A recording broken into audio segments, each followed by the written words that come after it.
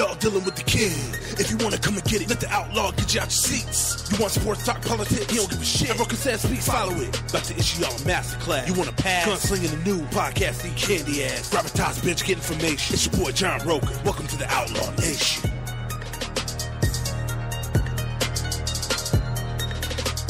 Of the Outlaw Nation. I am the Outlaw, a.k.a. John Roca, a.k.a. the Outlaw, a.k.a. representing Outlaw Nation, all that kind of shit. I had to get a guy on here to talk about some stuff because I've become a big fan of Frankie Numbers, Frankie Janish, Frankie J, whatever aliases he goes by outside of the Schmoedown.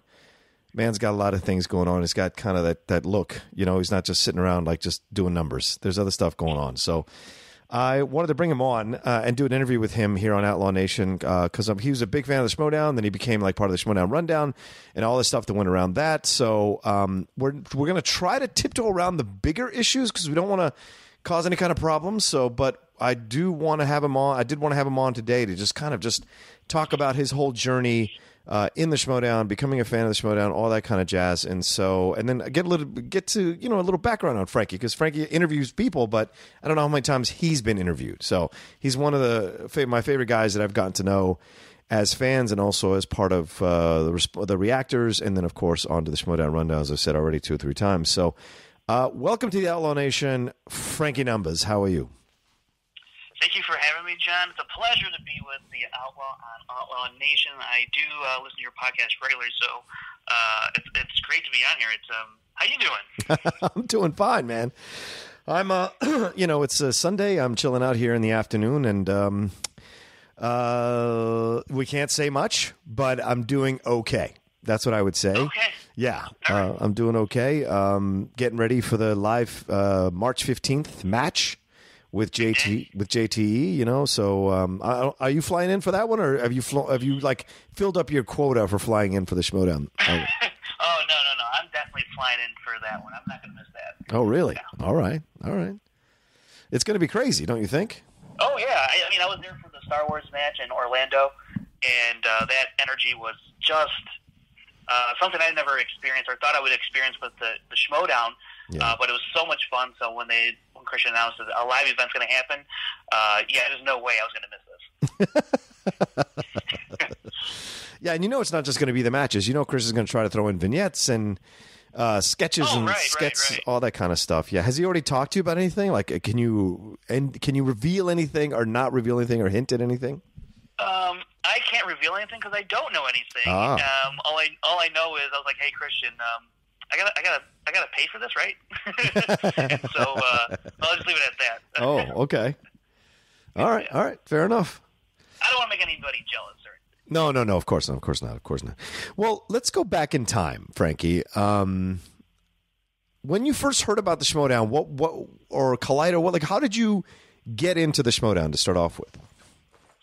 I came across Collider Jedi Council right when The Force Awakens was coming out, and that's how I got introduced to Christian and Mark, and then I started just watching everything they were doing on Collider.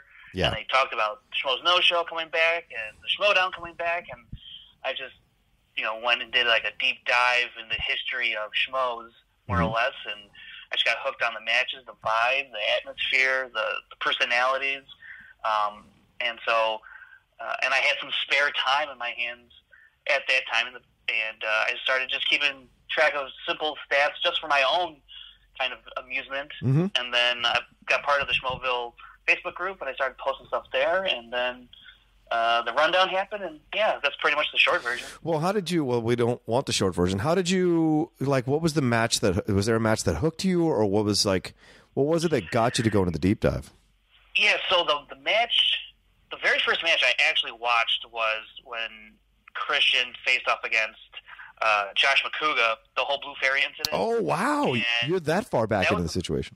Yeah. Okay. So, I mean, I had teased the Campia Merle match, sure, but I wanted to see what it was like before, and I went back and for some reason I just started with that match, even though I knew it was like the second round or something. Right. And I was like, because I was a big fan of Christian and what he's doing, so I was like, let me check out this match. And it was great, and I just loved the intensity, the the back and forth between Christian and Mark, disputing over the question throughout like pretty much the length of the match. So I just loved that whole vibe, and it was just a lot of fun to watch. Yeah. Well, when you came back to it, like obviously with the Campia Merle match, was it Campia Merle? Is that right? Yeah. Yeah. So there was so much of a different production value, right, to that kind of right. So you saw that Christian had a vision for this thing that was different than what he'd done at like AfterBuzz in the smaller studios or he'd done before. Sorry, there's an ambulance going by. So you saw that you saw the difference in it. Did you sense in that point like, okay, this is going to be something completely different? Did you sense it was going to have some legs? Like, what was your reaction when you saw it when it came back? Oh yeah, I definitely thought they were putting everything into this. They were definitely hyping up these matches, and with like the promo stuff, the beef back and forth on Twitter.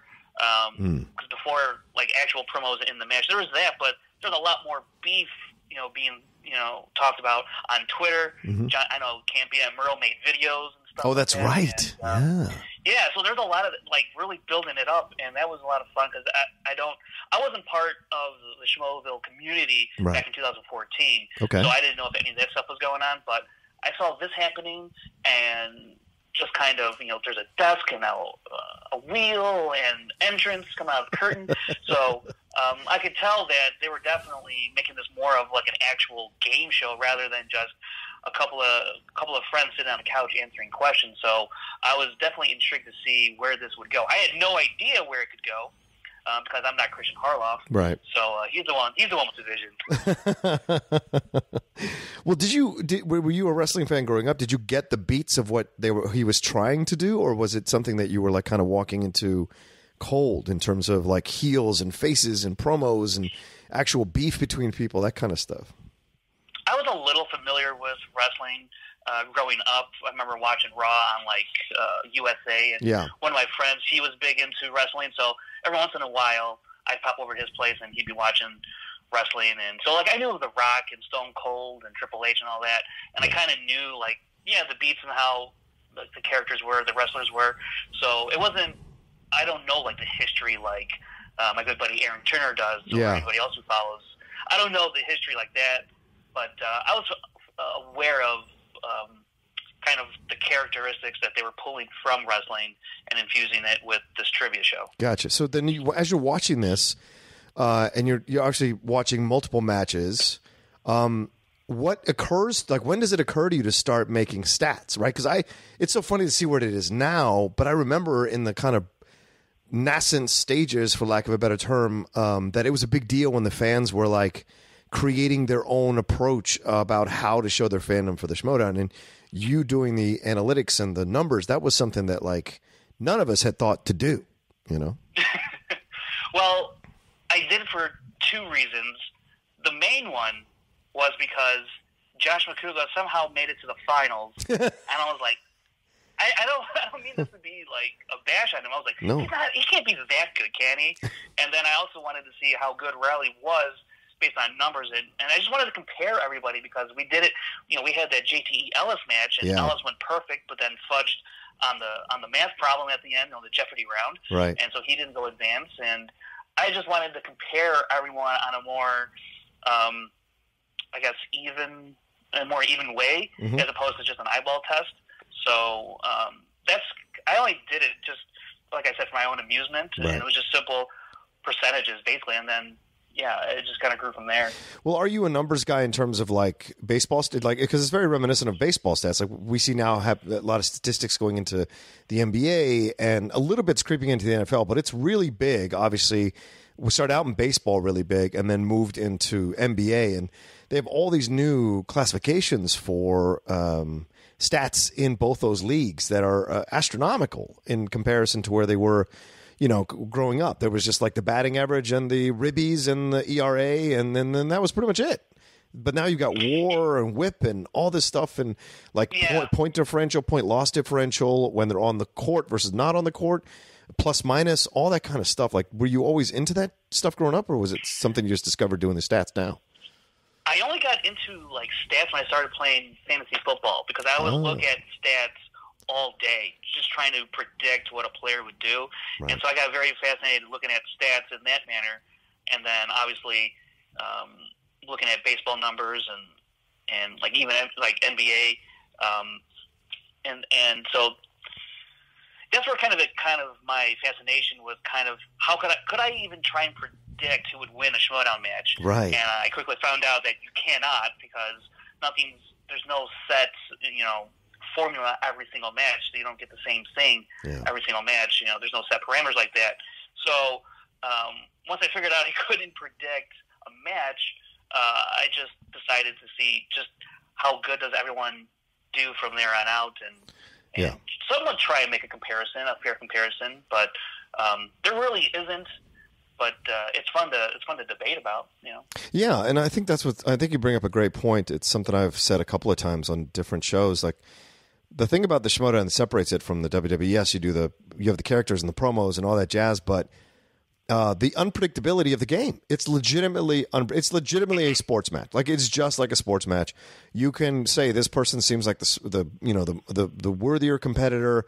This person's going to win, but you never know what can happen once the game starts. And we've seen some insane stuff. I've been part of some insane stuff, and so it's just crazy. No matter how much stats you do, sometimes you can have a probability that's high for a certain person, but that wheel can really screw things up. I don't even know how you stat for something like that. You really can't. I mean, there's just too many variables in the Schmoedown to take into account to try and even predict how a player would even do in the first round. Sure, I have like an average of a player, like they typically get 5 to 6, but they could go off for 8 on any given day, and there's no way to predict that, Yeah, and then how the different categories, right? Because there used to be Pauly Shore on the wheel. There used to be all these other categories that were on the wheel, right? At the beginning, and then this questions got more and more, like, as the Schmoedown took off, Christian realized we need to get a bunch of more questions, a bunch of more pie slices that were topics that we had to have real competition, because we couldn't just rely on the same stuff over and over again that we'd had before. So when you were seeing all the changes in this, did you sense like there was going to be more to keep track of? So you had kind of found that you had just kind of stumbled onto something that could be valuable in the future. When they started messing with the format, or not messing with, but changing, honing the format of honing it, the Schmoedown. I was like, well, this is going to mess up what I was already previously recording, so I got to somehow adjust, and I got to make now I got to make another column here, So you kind of like, oh boy, but and then you introduce repeats and challenges, and then you add another 2 questions to the first round. Oh yeah, that's right. And then like the Fatal 5 format has been changing, so it's kind of hard to not accurately, but make a fair assessment between Fatal 5-way formats, and so there's a lot of different stuff that I'm aware of, just like kind of the evolution of the format of the game. Just because I'm tracking stats, and it's about the format and how you compare previous seasons. So I've definitely seen it change and grow, and it's been pretty cool in that regard. Yeah. Well, when you were getting into it, when it came back with Campy and Merle, were there how can I say this? Were there competitors that you found yourself naturally gravitating to and competitors you didn't? Like, who were the ones that you were like finding yourself cheering for?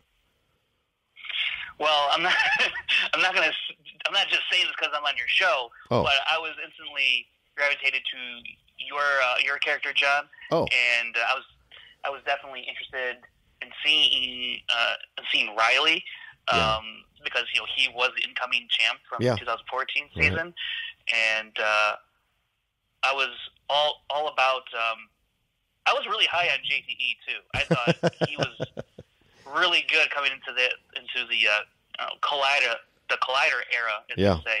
Yeah. So, and then he didn't win anything. So I was like, I know nothing. These stats are worthless. So.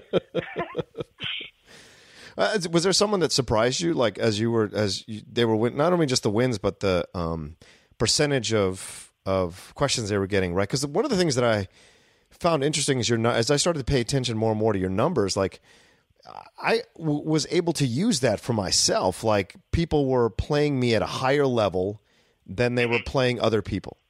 And that was insane to me. And then I would still win. That match against Christian is a perfect example of that. Oh, yeah. He would have beaten just about anybody else with what he did that day.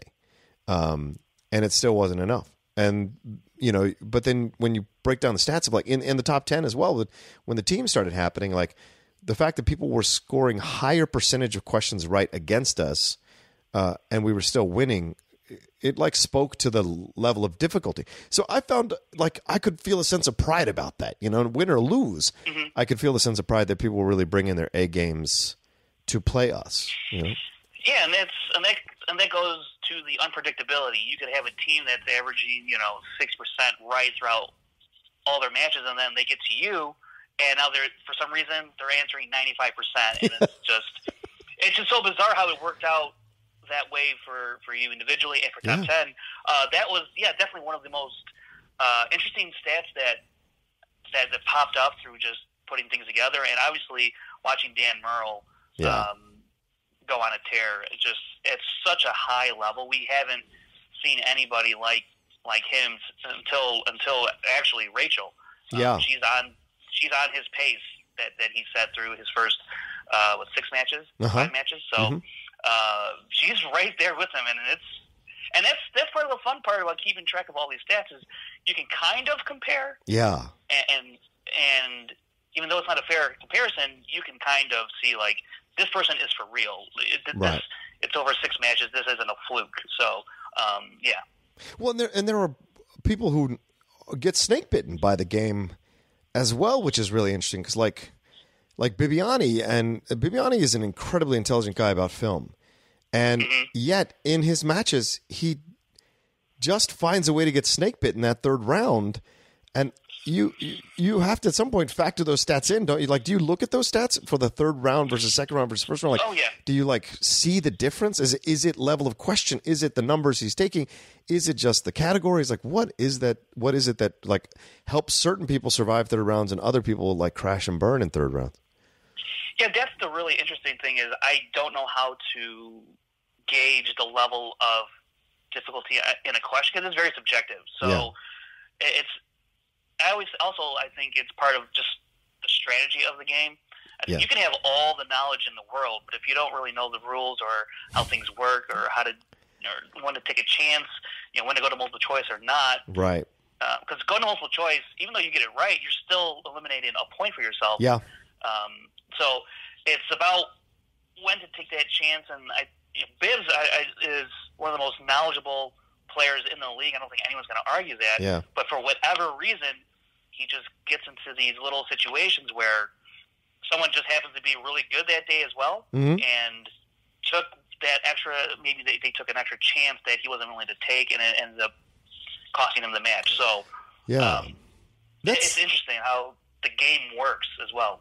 Well, that's something that people don't understand, like who don't play the game. Like when you're in the game, every single question is strategy time. Like every single question, you can start off like for me, the worst round ones are the ones where I miss the first couple of questions, because then I start to get worried that I'm going to have to play catch up, and playing catch up is very frustrating from the beginning because then you're going to have to take chances in that second round.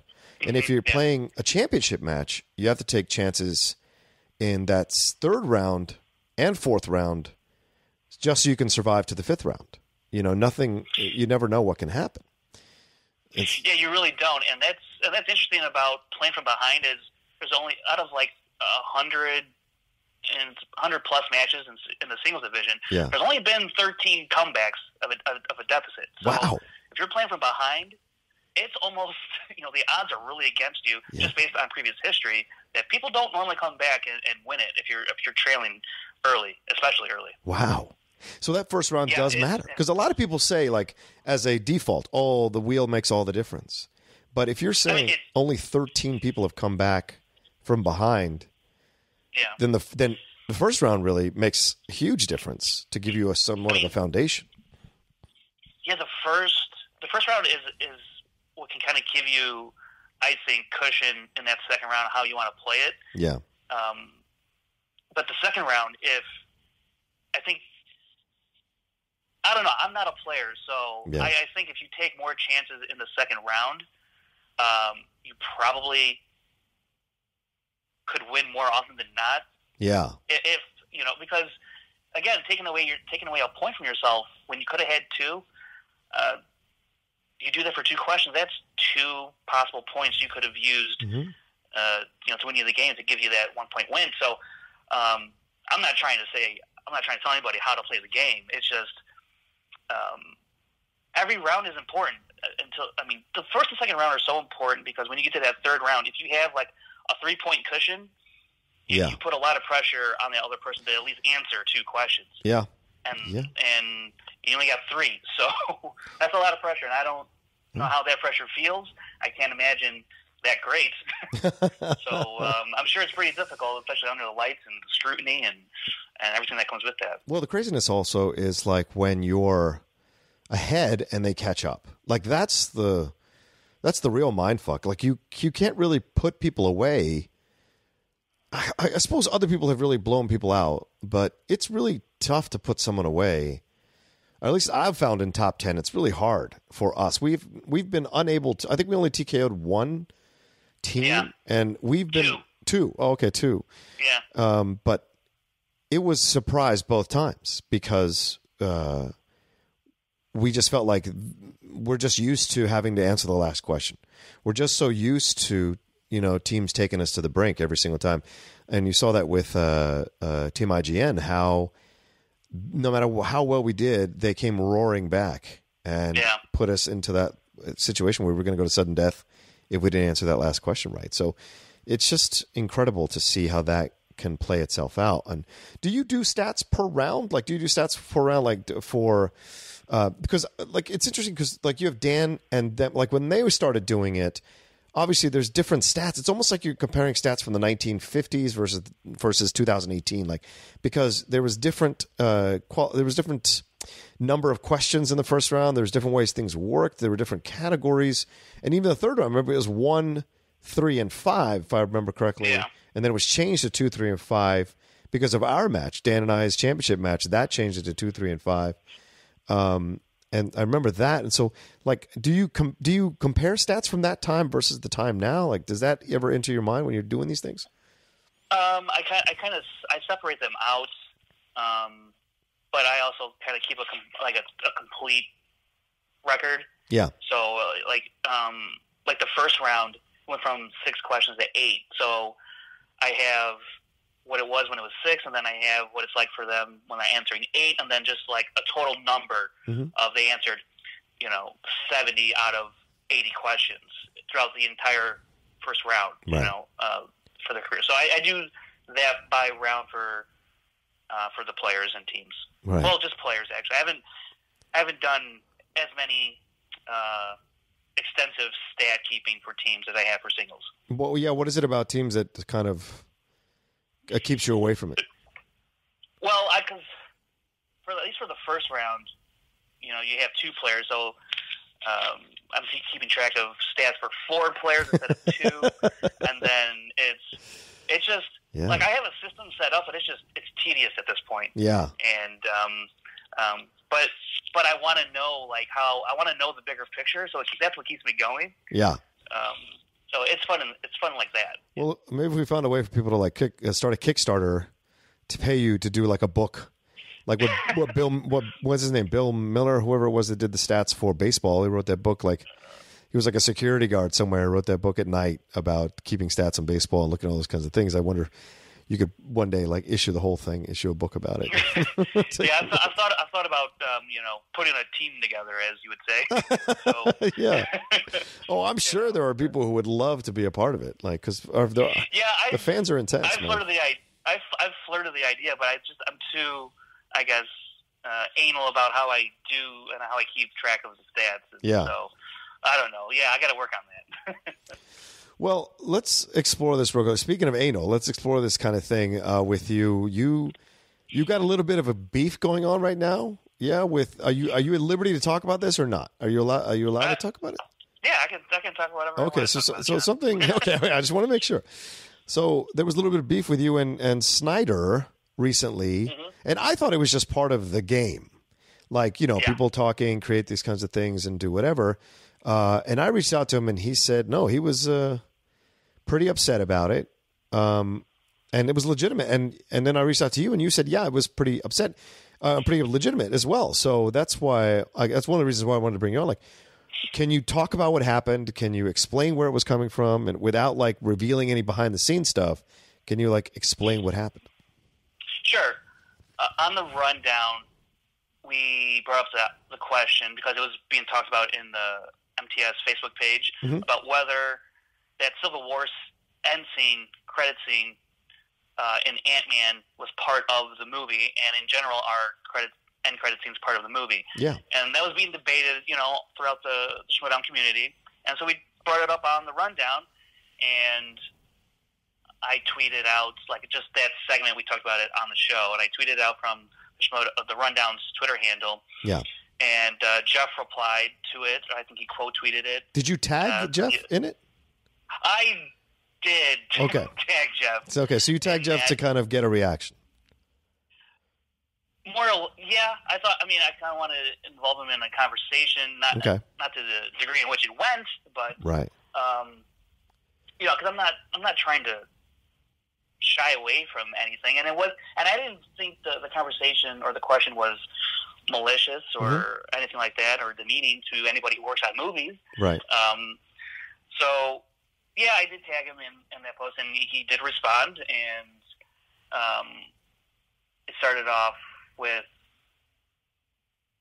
him also tagging Dagnino about not granting any interviews to the Rundown because he had just done an interview with Jacob from Take 3. And I thought that was a very kind of Lions Den Patriots thing to do, to say. And I was like, okay. And so I kind of rolled with it, and it turns out he was more serious than I thought he was. And I was coming from a place of playing it up and just having fun with it, and I think he was more along the serious side, and I can't pick that up from reading the words. Right. And and then we just had a misinterpretation of where we were both coming from, I think. Okay. Have you guys patched it up? I haven't heard from Jeff. So. Oh, wow. And because he blocked you on Twitter. Yes? Yeah. I was informed that he blocked me on Twitter, and I thought, no way. No, I thought someone was just messing with me. And so I went and checked, and I was like, okay. Yeah. This went a way that I didn't anticipate or wanted it to go. So here we are. Yeah, well, I think competitors, we get real, like you've seen me kind of go off on certain people, and it's just kind of like we're the ones in the cage. And so it's in a small way, it's kind of like what athletes sometimes complain about with people who are sitting courtside telling you what you should have done who couldn't come anywhere close to competing in the actual game. Do you know what I'm saying? And I'm not saying that about you guys, because you guys know a lot about movies too, and you have your own competitions amongst each other. I know the Take 3 guys do that kind of stuff. They have a mini little tournament that they have. So those are fun, actually. And not a lot of people know this. I will sometimes go on YouTube and go on a run and watch those. And I won't watch full matches. I'll just watch some questions and some stuff. And it seems like they ask way harder questions than we do, but because they can. Do you know what I'm saying? Ours... Sure. People have to feel like they can answer our questions for the most part, I think, and I think that's a good thing. Do you when this was all happening, were you trying to smooth it over, or were you just goading him a little bit to see what would happen? Because I missed the whole thing. I totally missed the whole thing, and I didn't know that he would take it so seriously. Yeah, I tweeted back because he had talked about he tweeted something to the effect of tell that to the people who work on Black Panther that they worked on the credit scene, but only that they didn't because it was an end credit scene. And so right. I disregarded that point, and I just tweeted back a scene from that end credit scene from Ant-Man that was a scene from Civil War, and I said, hey, look, a scene from Ant-Man when it was a scene from Civil War. So I was being sarcastic, but I was only playing that up because I thought initially he was being the heel character from the Schmoedown. Right. And so I was responding in kind, and he took that as me being a dick, and I can completely see how he would think that. Yeah. Except that wasn't really my true intention. It was just playing up, having fun with it, and I guess you got to be a little more careful on the internet about tone and yeah. Just so, yeah. Well, I think also but that's part of the game. I mean, that's part of the interaction. That's what makes us unique as well in the Schmoedown is the fans can really interact with the competitors. Like, it really is available to us in all forms of social media. You know, people comment on my Instagram posts that have nothing to do with the Schmoedown. They'll comment Schmoedown stuff. People do it on my Twitter and all that jazz. So I get it. Do you know what I'm saying? And, you know, I've had my battles, as I said, with a couple of fans. And but that's part of it. I guess that's part of it. That's all part of it to increase awareness of the game and also let the fans feel part of the game as well. Do some fans take it too far? Yeah. I didn't. From what I understood, there was no malicious intent on your end. It seemed like there was just a misunderstanding on both sides of what was happening, and that it led to all this. Yeah. So let's go back a little bit before the beef. Now, how did you find yourself? Like, how did you end up on the Schmoedown Rundown? Who did you talk to? How did this all come about? Like, how did this happen? Sure. So I was posting my stats in the Facebook page for a while, and Aaron Turner, who's basically the creator of the Rundown, he tweeted at Christians like, "Hey, you know, what about just a podcast solely devoted to talking about the Schmoedown?" Because at that time, the Schmoeville podcast would cover it.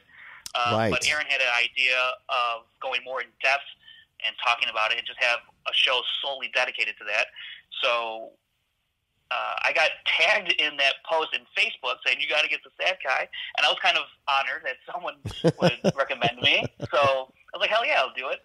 And we did. It was me, Aaron Turner, Matt Kearns, who's now on Take 3, and Evan DeGraff, who's now on Take 3. Right. It was us four, and we did this little pilot episode, if you will, and I used my stats within the episode, and we gave our takes, and we forgot who Matt Ashity was, and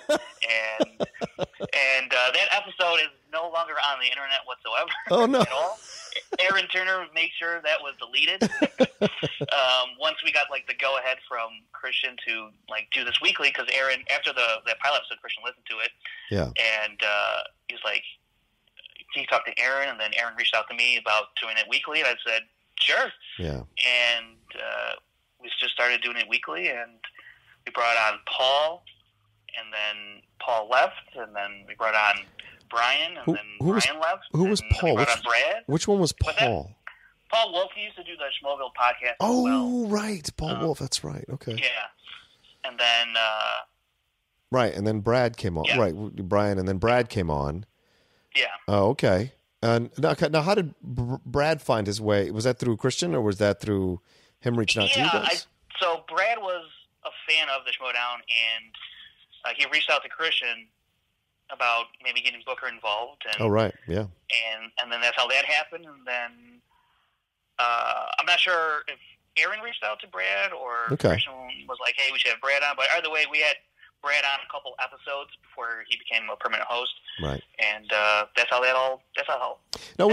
When you first started this Schmoedown Running, you guys were having these conversations. Like, were you honing the show as well as you were going along, or like were you figuring it out? What worked, what didn't work, like that kind of stuff for yourselves? And when we started going to 2 matches a week, like what did that do to you guys?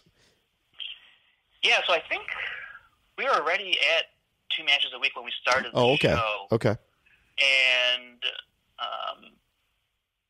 so it was just kind of figure out how do you talk about this without sounding boring, because we're not professional podcasters or anything like that. And we tried, I think, a couple different segments. One of them, it came out really bad, and Christian let us know. And we're like, yeah, that didn't work. So I think we tried a couple things. And then we had, I think you were our first guest on the Rundown, actually. Oh, really? Yeah, I think it was episode 2 or 3. I want to say 3. Okay. You were the first one on, and that's when, like, I was a fan of the Schmoedown, and then when we had you on, I was like, holy crap, this is going to a level that I did not anticipate. We're actually interacting with competitors and Christian on a weekly basis now, and this is pretty cool, you know. And nothing that that's not the reason why I signed up for it. I just wanted to talk about Schmoedown, and all this outside stuff started happening, and that just even further made me want to do the show even more, just to see how can we make it better and from week to week, and who can we get on, who can we talk. I know other fans would want to hear from other competitors, and we were waiting for that to happen, and so I was pretty fortunate to be in that position. Yeah. Well, and I think, I remember that I think I remember being on the first time because I was full heel by that point, right? I was full Outlaw heel. Oh yeah. Yeah. And was I heel the whole time? I can't remember if I was heel the whole time, and then was John Roca for a little bit, but I think I was heel. This was right after you faced Christian in the tournament. Oh yeah. You were going to face Riley. Yeah. Yeah. Fucking Riley, right? That's right. I think you're going to face Ellis. I think I was right because Christian was the semis. That's right. I think Riley was the first round. Oh, Makuga was the first round to get in. Like I had to beat Mance to get in, and I had to beat Makuga after I beat Mance. I had to beat Makuga after I lost to Mance, and then I had to beat Mance to get in, and I beat him. And was Riley my first round opponent? Christian was. Christian was my first round? Yeah. Shit. Yeah, because there's only 8 people in that tournament, yeah. Right. And then I beat Riley, and then I lost to Ellis. Yeah. Fuck, man. Losing to Ellis. It's crazy. These tournaments are crazy. These competitions are crazy. You know, fans listening to this, I mean, it's a lot. Mentally and emotionally, it's a lot. And you walk in there, it's like, well, I hope I know it. And sometimes I'm really dialed in, and sometimes I just can't find it. So that's this thing that sucks about the competitor that I am, is that when I'm dialed in, like organically, I'm almost unstoppable. But when I'm kind of like my head's not clear, or I can't find the like organic rhythm of the game, I'm screwed. I just can't find it. I've never won. Well, no, the only time I won where I thought for sure I couldn't find the vibe of the game was beating Riley the second time at the Spectacular. At the Spectacular. Because after we lost to the Patriots and lost our belts, I was just despondent because I couldn't, because Matt had played a game that was not quite up to the par that we had played before, and he made a couple of easy mistakes that I think if he'd taken a couple of minutes or a couple of seconds to just kind of take a moment and think about it, we would have won that game. And so it sucked to lose the game that way, and then to walk right into the den, so to speak, against Riley, who was hungry to get that belt back. And when he went up on me in the second round, I was lost, And if Christian and other people in the audience had said, "Come on, Roca, come on," I wouldn't have found my way back to it. And so, because I think Riley spun Star Wars in that match. Yeah, I mean, when he spun it, I was like, "This is just not my day." I'm so effed, And is that one of the comebacks? Was that one of the comebacks or no? I don't know. I don't remember if it was. I don't know. I think you might have been tied. Okay. At the end of the first round? Okay. You might have been. I can't remember. And then we went into that last round, the third round. Yeah. So, those are the things that people who compete differently. We all compete differently. But we all put a lot into it. And I think that's why you would have beef with Snyder, because Snyder puts, unbeknownst to a lot of people, Snyder puts a lot into it. And Snyder, when he's like a terrier. When he'll like bitch about doing it, and then when he gets in there, I don't mean doing the Schmoedown. I mean like the matches. Certain matches he'll just like be in this place, and when he gets in there though, he scratches and claws and mentally messes with you. He's one guy that gets under my skin. Like when I compete against Jeff, it's tough for me because there's just a way that he is that just hits buttons for me, so that when I compete with him, sometimes he throws me off. And so he's one of the rare guys that can do that. I think Ellis is that way too, because Ellis will just giggle his butt off at me, and it makes it harder for me to like intimidate. Do you know what I'm saying? And so it's frustrating. It's frustrating. Anyway, it's not about me. I'm just talking about all this stuff and from what you're watching. So then you get on the Schmoedown, you honed it, the rundown rather. You did all this stuff, and then Aaron was on for a bit. But now Aaron is back, right? Aaron was on for like 60 plus episodes, something like that. Did he burn out, or was he just done? I mean, I think there was other things that he wanted to do. He had more family near him, as I understand. Because he lives in Florida, and a lot of his family wasn't down there, so he had some spare time, Right. And his family came around, and I know he wanted to go back to school, right. And so just other things he wanted to pursue, and I understood that. And the part of it was, kind of the environment in which we were doing the show. Understood. And that takes a toll. Sure. And then you want to do some other stuff. Right. So, right. Yeah, I completely sympathize with Aaron, and I would love for him to be on the show still, but I completely understand why he decided it was time for him to leave, and I respect that. You're the original. You're the OG, though, right? You've ridden out all the different changes. Me and Aaron, me and Aaron. Yeah, it was me and Aaron, and now I'm just the one. Right. That's been through it from the beginning. Yeah. Because who is it now? Is it Brad and you now? And then you guys bring on a third person every week? Is that how it works? Yeah, so we thought about bringing a third permanent host or co-host, but we like the idea of bringing in someone new every week and talking to someone new every week, whether it's a fan or a competitor. Right. And it's been pretty fun so far this year. So we like that that dynamic that it brings to the show. Who is the most recent person you've had on? This is coming out on Thursday. So who's the most recent person you've had on? So we're going to have, this comes out this coming Thursday? Yeah, this coming Thursday. So we will, on Saturday then, it will be William the Beast Viviani. Oh, Bibbs. Nice. Yeah. Oh, boy. Strap in. He's great. My man has a lot of energy. Yeah. Was it? Yeah. So we've had him on the show a couple times, and I've gotten to meet him in person, and he's one of the best. Yeah.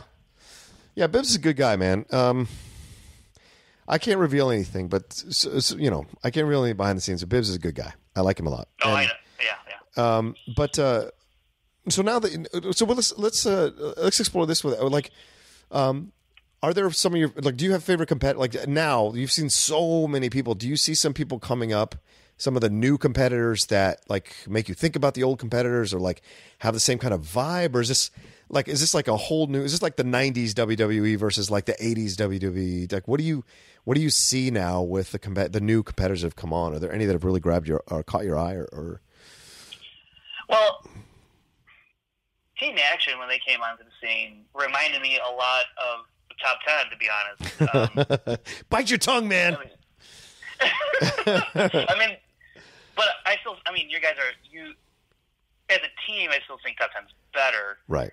But Team Action, they can be very good, too. And they have such great personalities to love to hate, or you just love them. Whatever it is, you're going to love them for different reasons. Yeah. Which I appreciate. And then, as recently, though, Janine just saw her compete against Bonnie. Yeah. And I really like that she's this new person, but has this confidence and swagger that you don't get from a lot of people. It takes some time to develop, to get comfortable in that setting, it seems like. Right. But she just seems to be at home already, and I'm interested to see just how far she can go this year. So, yeah. Well, when you break down Team Action, have you looked at Ben's stats versus Andrew's stats, and then seen if that could give you a window into what their singles careers could be like? Do you do that with some of the teams, or have you not done that yet? Yeah, so I do break down individual questions from a teammate. Yeah. So all of their first round, and then whatever they answer in that third round. Right. And I combine all that. And so Ben, I want to say he's in the lower 70s. Wow. And as for his accuracy, Andrew Guy, it's a number I shouldn't say on air. Okay. So it's not good. Sorry, so Andrew. I'll leave it at that. Sorry, but, Andrew. Don't tackle me again, Andrew. You. And here's the thing too: when you're doing numbers for certain players, yeah. and they're not that good, there's really no way to sugarcoat someone's answering 45%. Yeah. And then maybe that person thinks you're attacking them, but it's not me. Yeah, it's not personal. I'm just telling you what the stats and, say. Yeah. Like, I wish I could tell you you're doing 80%, but you're not. So I feel bad.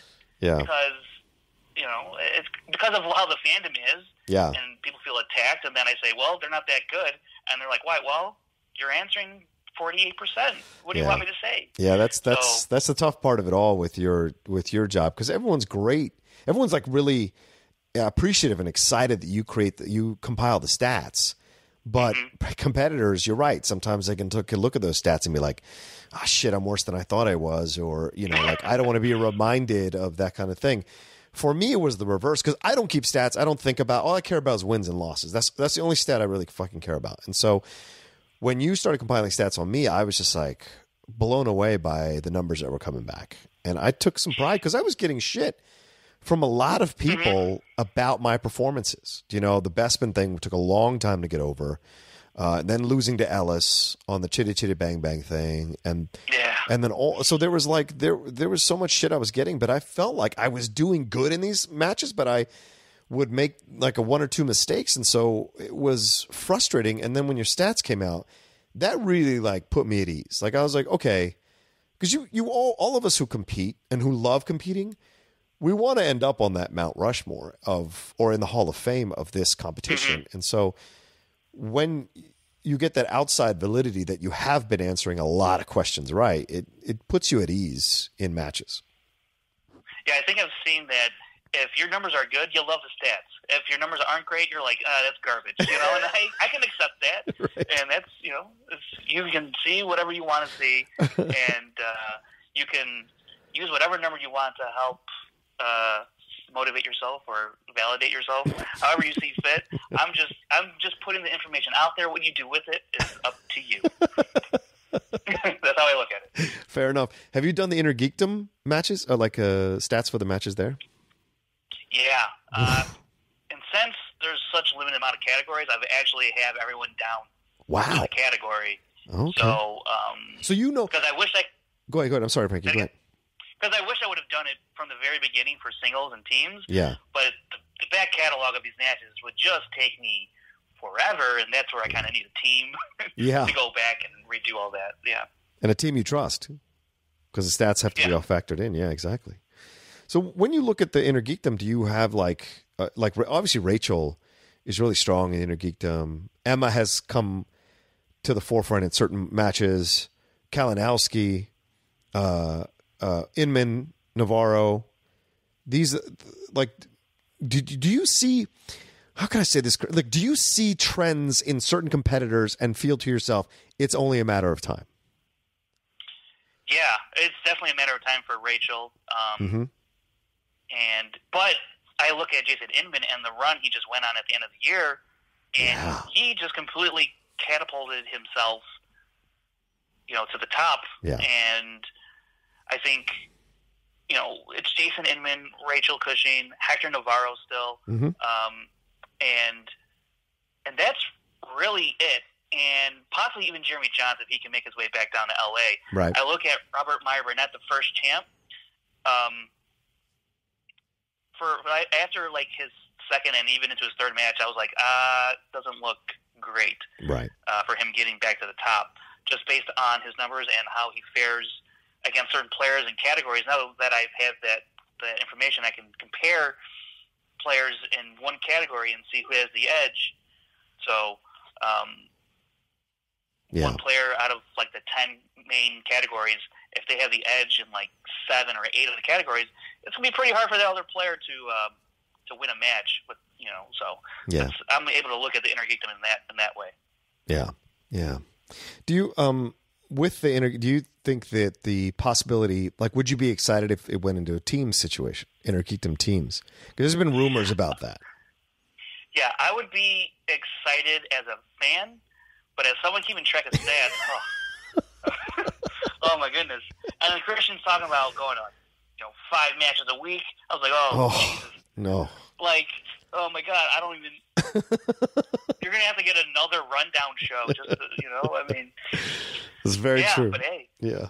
They'd have very ambitious. They'd have to be 10-minute rundown shows per match. Like 15-minute rundown shows, one 15-minute rundown show every day. They're basically that. It'd be basically pretty much. Well, Frank, what do you do? Like, what am I allowed to ask? Like, where do you live? What do you do? Like, what is it you do in your regular life? Yeah, I live in Chicago. Have all my life. Couldn't tell by that accent. Yeah. Go ahead. What's that? Couldn't tell by that accent. Yeah. Go ahead.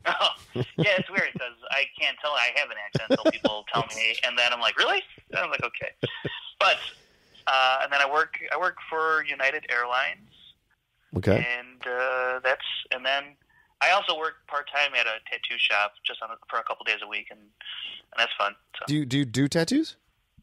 I do not do tattoos. I just do a little office stuff, help the guys around the office, and some paperwork and whatnot, and talk to the clients. And are you one of these tough sons of bitch? Like, have you been in fights and shit of that nature? I mean, you're a stocky guy, so like, have you thrown down a few times in Chicago? Is that part of growing up in Chicago?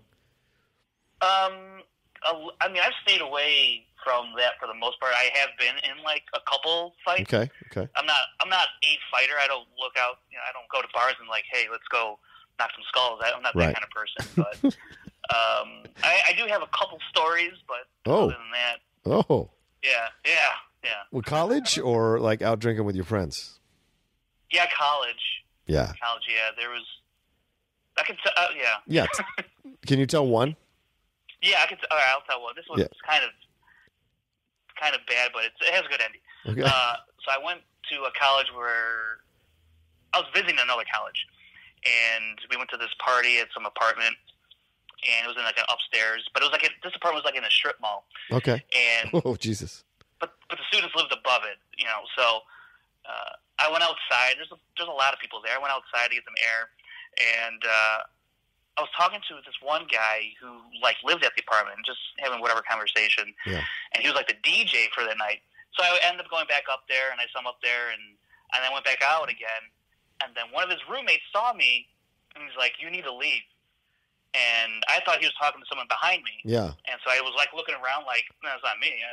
He's like, "No, you need to leave." I was like, "What do I do?" He's like, "Just get out of here." I was like, "What are you talking about?" And so I'm trying to call my friends and for them to come down and explain the situation. And there's like 2 or 3 guys come up to me, tell me to leave, and it's just me. Shit. So there's nothing I can do. Right. And I was like, this is not a good. So I just keep walking down like through the parking lot, and they're like, keep walking. What? Like, they chased you down? Like they they're like, wow. They're like walking me away to have me leave. So like, all right, I'm still trying to call my friends. And eventually they come out because they're looking for me like, hey, where the hell did you go? Yeah. I'm like, well, I've been trying to call you for 30 minutes. So thanks for coming down. And so I'm like, let's just leave. So we go to the car, but the car is parked right in front of that person's apartment. and they're still out there. So we have to walk back over there. So I'm like, all right, we walk back over there. Yeah. And they're like, what are you doing? You leave. I'm like, we're leaving. We have to get in the car, you idiot. Oh, there it is. One of my other friends, he's talking to the one guy. Yeah. And we're like jawing back and forth now. And my one friend, he's talking to him, and I'm talking to my other friend. He's trying to calm me down. And next thing I know I see my other friend. He's just laying on the ground. Oh shit! Someone cheap shot at him, and there's someone on top of him. So I run over and I pull him off, and we're kind of going at it. And then my other friend, and everyone's just kind of like confused about what's going on. And my friend, he ended up falling. He fell and he hit his head on the pavement. Oh shit! And he started bleeding, so we had to call an ambulance. The guy who did it, he took off running. Of course he did. He ended up actually changing his clothes because the cops came. Because we had to call the cops, we had to call an ambulance. Yeah. And we had to give a statement and everything. And the guy, they caught the guy. They ended up kicking him out of school. But my friend, he was in a coma for like 3 or 4 days. Holy shit! Induced a coma. Yeah. And but he's all fine now. He's all good. Oh, good. But yeah, it was just. Damn. I think what it was is like I was talking to this girl and the guy didn't like it. So of course, I think that's how it started. That's how it always starts, man. Yeah. That's how it always starts in college, man. It's always that you talk to some girl that I can't get, and I'm mad that you're talking to her because she won't talk to me because I'm a douche. So I'm going to go and pick some shit with the guy who's like, it's so ridiculous. It happens all the time, man. Yeah. That's a good story, Numbers. That's a good story. Now, are you Italian? What's your heritage? Are you Italian? Are you Latino? What's your heritage? Are you a regular white dude? Like, what is your heritage? So I'm half Polish, half Mexican. Oh, shit. Yeah. Wow. And I don't know either language. So, yeah. So is Janish that's the Polish part, right? And Frankie's that's my dad's side. Right on. Yeah. And Frankie's the little bit of Latino part, yeah. Right on, man. Right on. Are you the oldest, or are you the only child? Like, what is the situation there? So I have 5 sisters. Holy shit! Yeah, I have one stepsister, 2 half sisters, and then 2 other sisters. Good God! Full, yeah. Now, what do they think? But I'm the second oldest out of all of them. Oh, okay. Yeah. Now, and obviously, I'm assuming you have your own place and everything like that. Do you? Actually, I live with one of my sisters. Oh. And my other sisters live in the downstairs unit, and the rent is cheap, so I can't pass it up. Do your sisters know about your obsessive nature of the Schmoedown, like your obsession with the Schmoedown? Do they know that? Yeah, they do. And every time I'm like, guys, I'm about to record a podcast. Can I just, and even my mom. Yeah. Even my mom, she's really got it into it. Once you win an award, John, that was all legitimate. What? Wait, what? Say this again? What was legitimate? So, once you win an award, now it's all legitimate. Now my mom's paying a lot of attention. Before I was just rambling on the internet into a microphone, but now that I got an award, it's, did you see my son? He won an award, and she's even she just told me the other day. She went to that live page event, and you can request it to come to your city. Yeah. And she put Chicago in there. So she's great. Oh shit, man! I think we'd love to do a Schmoedown in Chicago. That'd be fantastic. Oh yeah. Oh yeah, we'll see how this one goes, man. It's gonna be hairy. And I'm glad you're flying in. Do your sisters know who do they know who the players are? Do they watch any of this stuff, or are they not into it this much? They know your name, John. They know your name. I'm serious. They know Christian and right. some other people, but yeah. They know the Outlaw. That's because good. you're one of the your match with Christian is when I try to show my family this is how awesome it is. Oh yeah. So they know you from that and Christian, and they know I talk to Christian and stuff. So yeah. I got that match is paid. I got a girlfriend off that match for a couple of months. Did you really? Oh yeah, no. I was seeing this girl at work.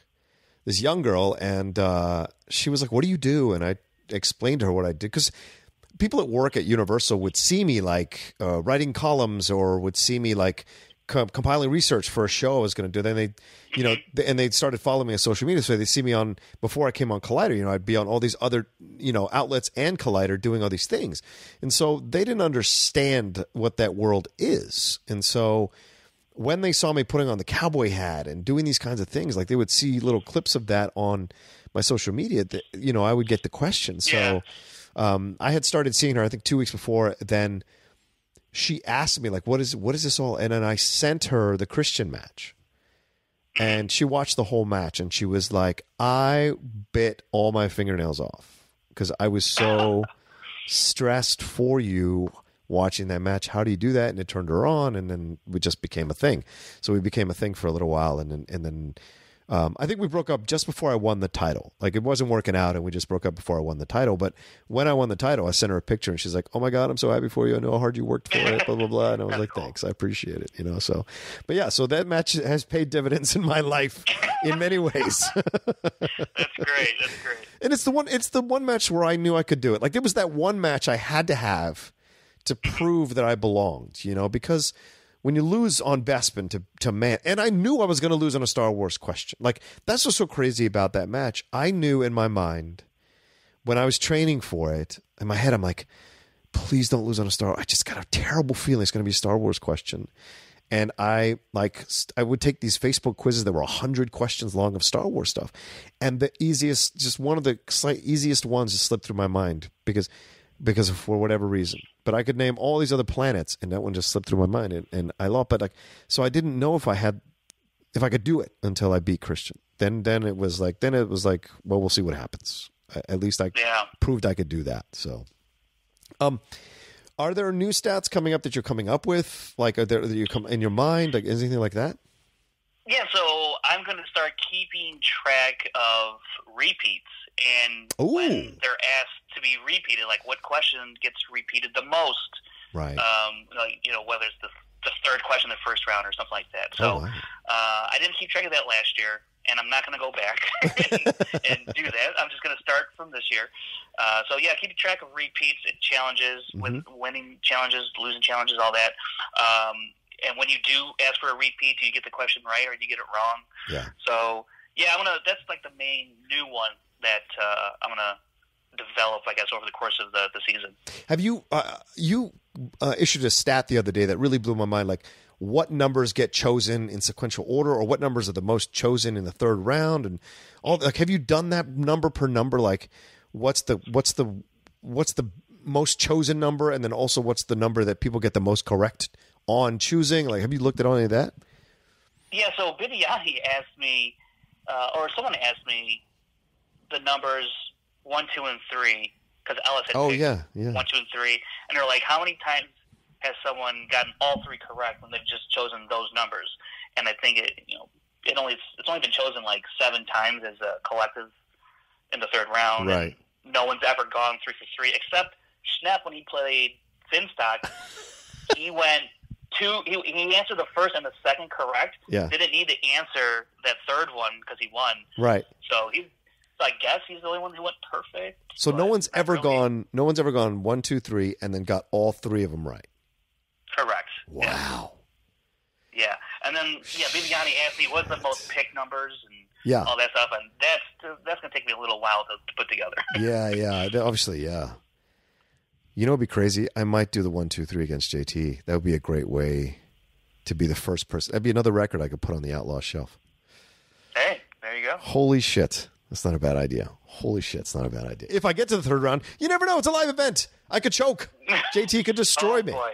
JT he's beaten me in every possible way, but we've never played singles, but he's beat me in teams with Finstock and with Schneider. So it's just super frustrating to keep losing that son of a bitch because I think I'm better than him, but we'll see.